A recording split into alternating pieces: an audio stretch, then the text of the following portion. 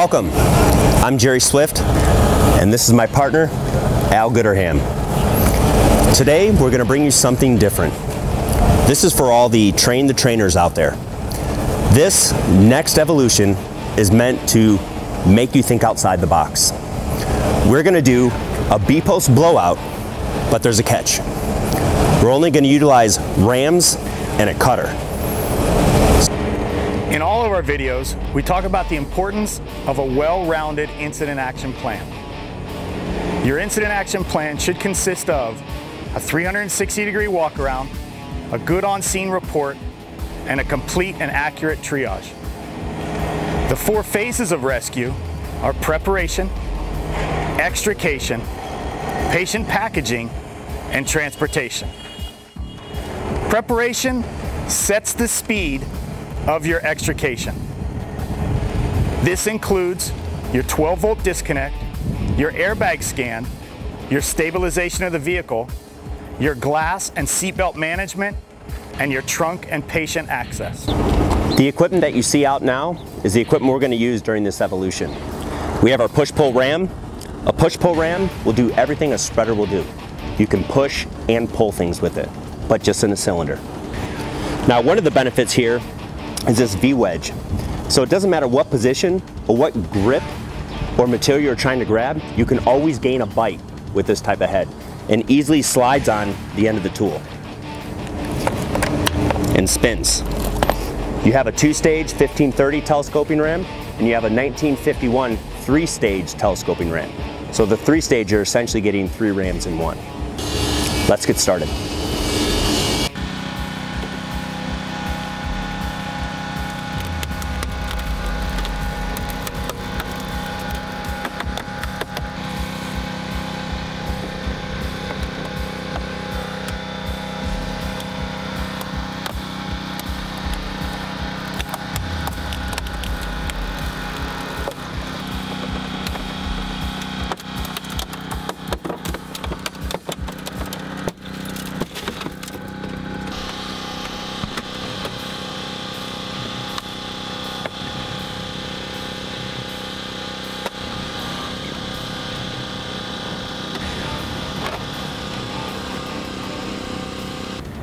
We have our rear door open.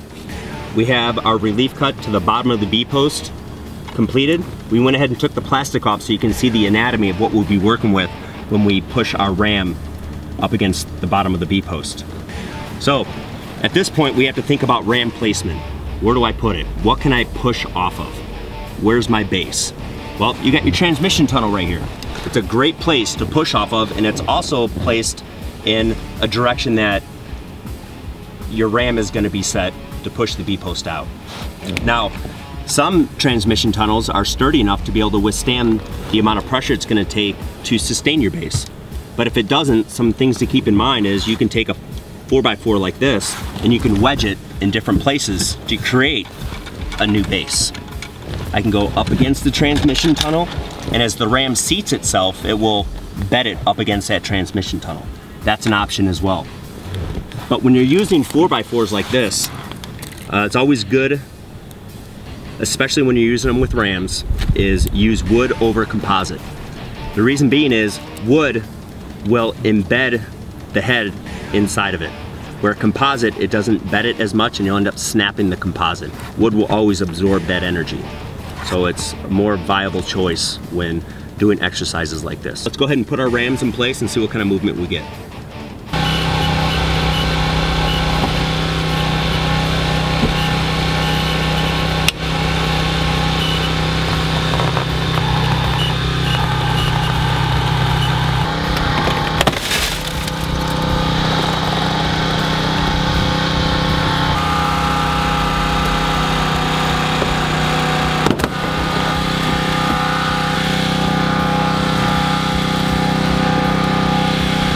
All right, we have both door segments and B-posts all swung open. You could see with the placement of the ram, it was good. Our bite had to seat itself in the bottom of the B-post, and then our base pushed that 4x4 all the way up against the transmission tunnel before we got movement of the B-post. So it's pretty anticipated. Now, This is where we like to stress again, maximize tool use, okay? Last tool in our hand was our cutter. It cut the top of the B-post. We swung it open. Next thing we look at is our hinges, exposed or recessed. If we know we can wrap it with our cutter blades, they're exposed. If we can't wrap it with our cutter blades, they're recessed. Now, here we don't have a spreader. So what if we did have recessed hinges and we had to open it up to have the ability to wrap it with our cutter blades? Where would I place my ram at to be able to do that? It can be done, and we're going to show you.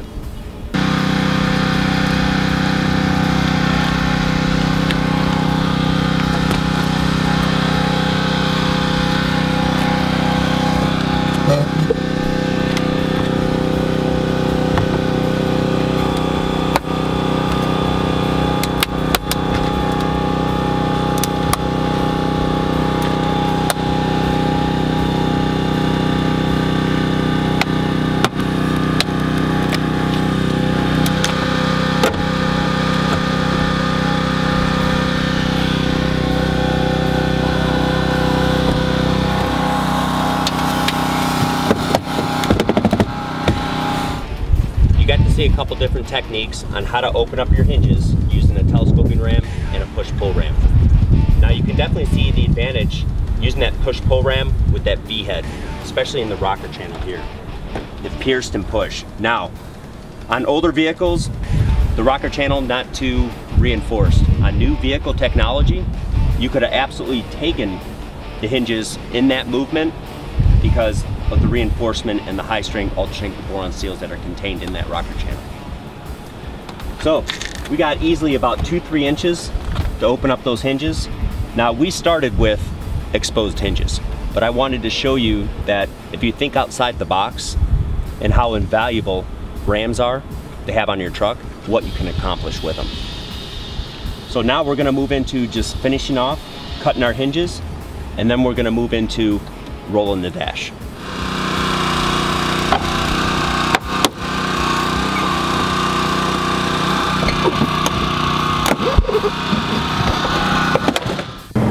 We just completed our B-post blowout. Now we're moving into rolling the dash. All the same rules still apply. Rams and cutter only. So we know the best plan of attack is to expose all of our landmarks. Well, it's kind of hard when you have this front fender there. What you're trying to do is create a relief cut just behind the front strut, which releases the dash from the front end. Once we're able to cut the front frame rail, we move back. You want to cut a 4-inch segment out of the top of your A-post. And you also want to complete one cut all the way through as high as you can, just below the dash. Now, typically, if you're going to be jacking the dash, we would make 2 cuts. And that cut is for making a void space to be able to put your spreader tips in there to lift. Well, since we're not using a spreader, we only have to worry about severing it from the rocker channel to get that tilt. First question is, how am I going to get this front fender off? I'm going to show you guys a couple tricks.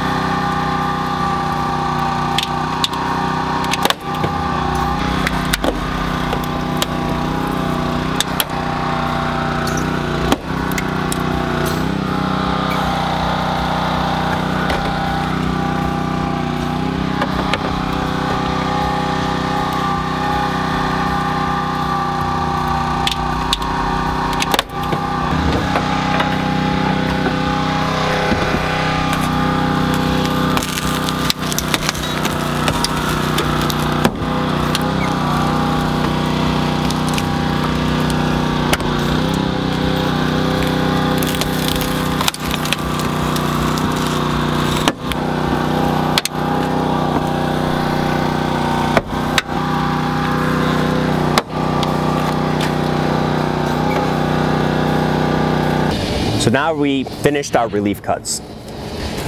So in detail, we're going to talk about each one and why they're so important. Let's start at the top of the A-post. Now, depending on the make and model, some of your A-posts can be as big as 6 inches in diameter. So when you have that swipe, that cut with your cutter, you're only leaving about a 3/4 inch gap. Sometimes it's just not enough to allow those two pieces to bypass each other. Therefore, we take it out of the equation by making a small gap up there. Moving down into the kickboard, we made one cut all the way through into the wheel well. The reason why we go all the way into the wheel well is wheel wells contain rivets, bends, welds. It's very hard for a relief cut to tear through those. Normally what it does, it travels along it, which we don't know if it's going to go up or down. Just behind the front strut, you notice we cut the hood hinge. I was able to come in with a Halligan, use a little teamwork. We lifted up. He was able to cut from the top and then the bottom to release from the front end. We're going to put our ram in place and we're going to roll it.